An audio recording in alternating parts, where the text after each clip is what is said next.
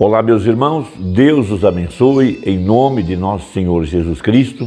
É um grande privilégio para mim estar aqui para mais esta conversa e hoje eu quero meditar na mensagem Adoção, segunda parte, a manifestação dos filhos de Deus baseada em Romanos, capítulo 8. Veja, há uma grande promessa em Romanos, capítulo 8, a respeito da manifestação dos filhos de Deus, ou seja, ser conhecida. Veja, a Bíblia fala que Deus enviaria um ensinador de justiça, Joel capítulo 2, e ele faria descer a chuva, a temporã e a serôdia. Veja, lá atrás, no passado, os nossos irmãos pensaram que tinham, por exemplo, os metodistas, eles adoravam a Deus, eles buscaram a santificação, e eles então, quando estavam adorando, eles ficavam tão entusiasmados que eles rolavam no chão, ficavam muito vermelhos, e eles pensavam que tinham o Espírito Santo. Ou melhor, pensavam que tinham a plenitude do Espírito Santo. Logo vimos que não. Logo veio a próxima era, a era pentecostal, que foi a restauração dos dons. Também gritaram, falaram em línguas, e profetizaram e acharam também que tinham chegado na plenitude do Espírito Santo, mas vimos que não. Hoje, tanto os metodistas quanto os pentecostais estão organizados. Então a Bíblia falava, ou prometia em Joel capítulo 2, o ensinador de justiça. Veja, uma mensagem para restaurar a igreja à condição da fé original. Veja, aonde todos os credos, dogmas, interpretações seriam tirados, veja, dando lugar somente a uma fé pura e inadulterada naquilo que está escrito. Então a Bíblia fala que Deus enviaria um ensinador de justiça. E todos nós sabemos que, em ordem, a palavra só pode vir a um profeta.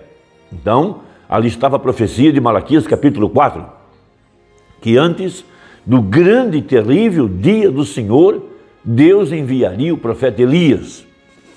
Agora, há muitas razões pelas quais, veja, ele enviaria o profeta Elias mais uma vez. Primeiramente, nós não temos notícias de onde ele veio, de que seminário, de que organização.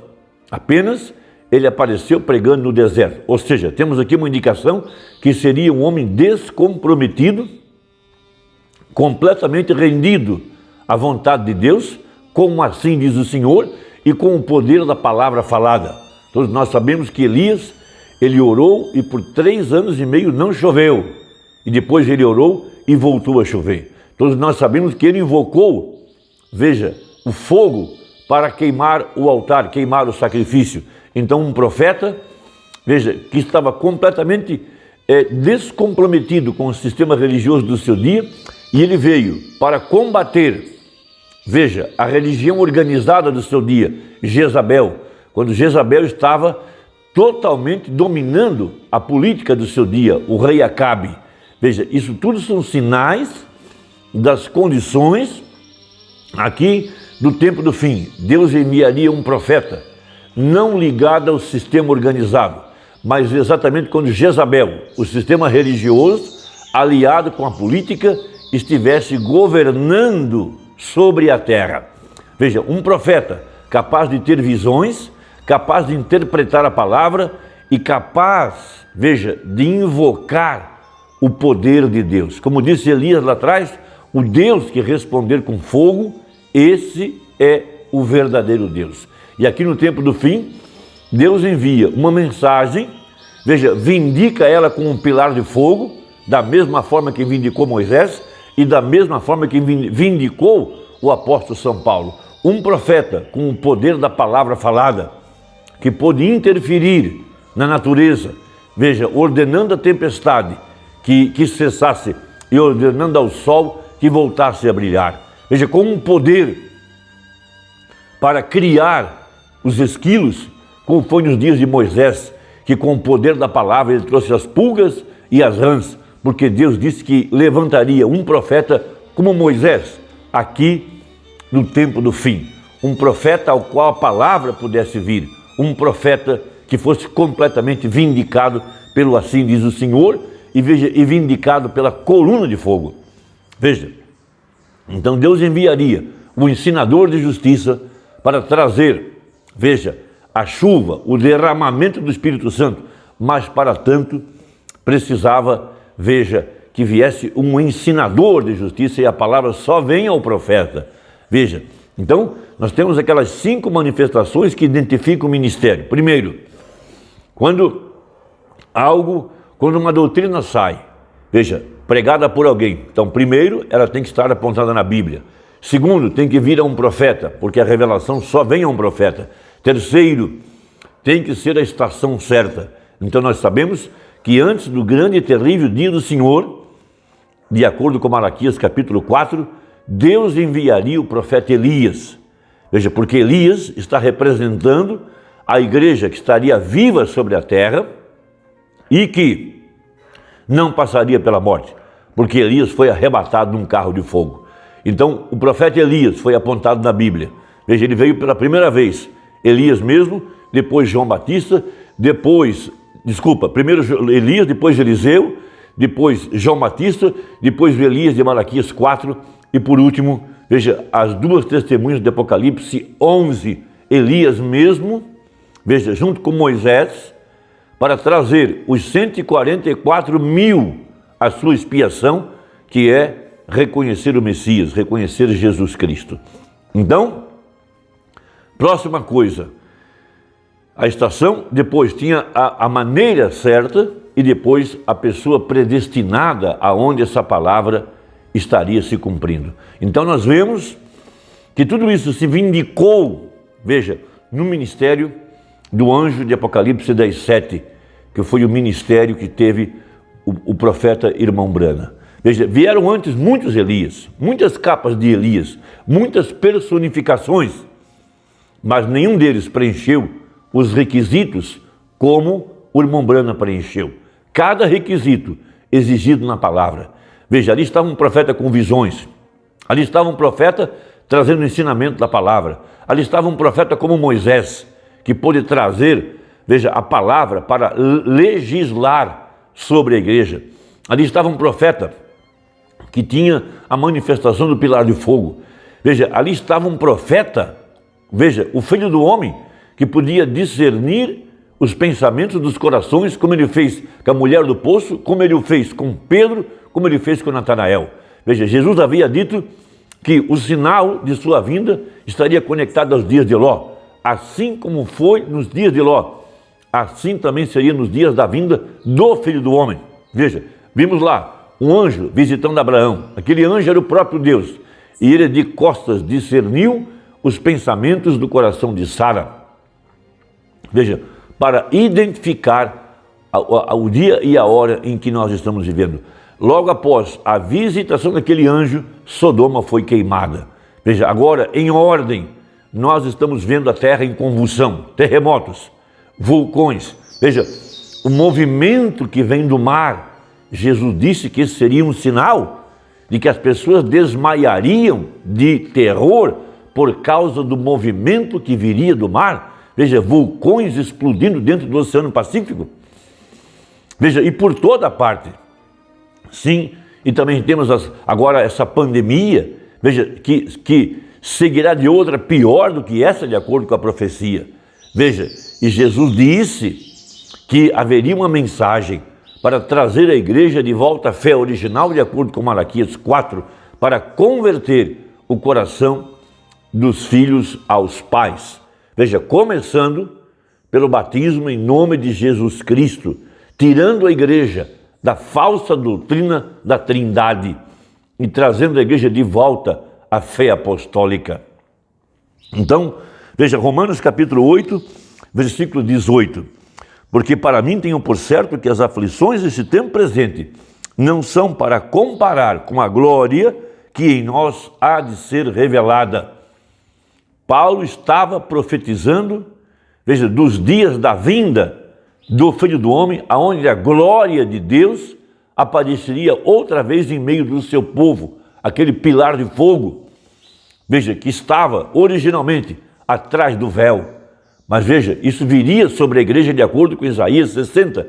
Já vem a tua luz, e a glória do Senhor vai nascendo sobre ti. Isaías 60, verso 1 e 2. Essa é a profecia. Porque a ardente expectação da criatura espera a manifestação dos filhos de Deus. Essa é a grande profecia. Então, nessa mensagem, adoção parte 2, manifestação dos filhos de Deus, parágrafo 27, ele diz: agora, estamos vindo a este grande mistério escondido, que tem estado escondido desde a fundação do mundo. Veja, e agora, sendo revelado nos últimos dias para os filhos de Deus. Crê você que isso seja verdade? Que os filhos de Deus são manifestados? Antes de irmos a qualquer lugar, vamos voltar para o capítulo 8 de Romanos. Só um minuto, deixe-me ler algo para você. Veja se é o aparecimento do que estou falando aqui. Veja, os metodistas, repetindo, eles tinham a manifestação do Espírito, mas não puderam trazer a restauração da palavra. Os pentecostais tiveram os dons, mas não puderam trazer a revelação da palavra. Não era tempo, porque estava apontado na Bíblia que seria no tempo do fim, nos dias da vinda do Filho do Homem, porque os judeus perguntaram a Jesus: que sinal haverá do fim do mundo e da tua vinda? Então ele aponta que um sinal do fim do mundo seria o aparecimento do mesmo anjo que veio a Abraão. Logo em seguida, Sodoma foi queimada. Um sinal da sua vinda, nos dias da vinda do Filho do Homem. Veja, um profeta, alguém que pudesse interpretar a palavra e pudesse discernir os pensamentos do coração, porque foi assim que a mulher do poço identificou a Jesus como o profeta que Moisés havia falado. Ela esperava o profeta. Veja, ela esperava a manifestação de um profeta igual a Moisés. E ali estava Jesus Cristo. Veja, e a terceira fase do ministério de Jesus foi revelar quem ele era. E aqui no tempo do fim, veja, a terceira fase, aonde está a igreja agora, é revelar quem Jesus Cristo é, qual sua obra, qual seu plano de redenção, o que revela ele em nosso meio. Veja, ficar vermelho, pular e gritar não revela ele. Os dons pentecostais não revela ele, não. Mas o sinal do Filho do Homem, a identificação profética, conhecendo os mistérios do coração, isso identifica, Hebreus 4:12, que a palavra de Deus é viva e eficaz, e ela discerne os pensamentos do coração. Foi a mesma coisa que o anjo fez com Abraão, a mesma coisa que fez com a mulher do poço e Natanael, e a mesma coisa que Deus tem feito através desse profeta aqui no tempo do fim. Veja, 28, com uma ardente expectação, toda a criação está esperando pela manifestação. Muita gente contestou o profeta no seu dia, mas não puderam provar que ele estava errado. Não puderam desmentir a semente da serpente. Não puderam desmentir o seu ensinamento. Veja, não puderam desmentir os sinais, as evidências. Veja, eles são críticos. Eles não puderam produzir nem 1%. Veja, e hoje, 50, 60 anos depois, veja, apareceu um outro elemento que nós esperávamos de acordo com a profecia. Veja, Deus mandou Elias, primeiro, ungir a Eliseu, um tipo da noiva que poderia continuar a obra de Elias. Depois mandou que Elias ungisse a Jeú. Veja, ele representa o falso ungido que combateu Jezabel, o que seguiu a mensagem do profeta, falsos ungidos que não puderam tomar toda a palavra, mas puderam combater Jezabel. Mas agora aqui no tempo do fim está aparecendo o último elemento. Veja, Azael, Eliseu, Jeú e Azael. O que ele representa? Um incrédulo no meio da mensagem, que veio para desfazer aquilo que o profeta pregou, veja, 50, 60 anos depois. Já que nos dias do profeta não puderam contradizê-lo, então levantou-se uma geração agora de incrédulos para tentar invalidar a verdade da palavra. Mas a verdade prevalece, porque a Bíblia e a mensagem são a mesma coisa. Deus te abençoe, Deus possa completar aquilo que o tempo não deu. Deus te abençoe e até a próxima, se Deus quiser, em nome de Jesus. Amém.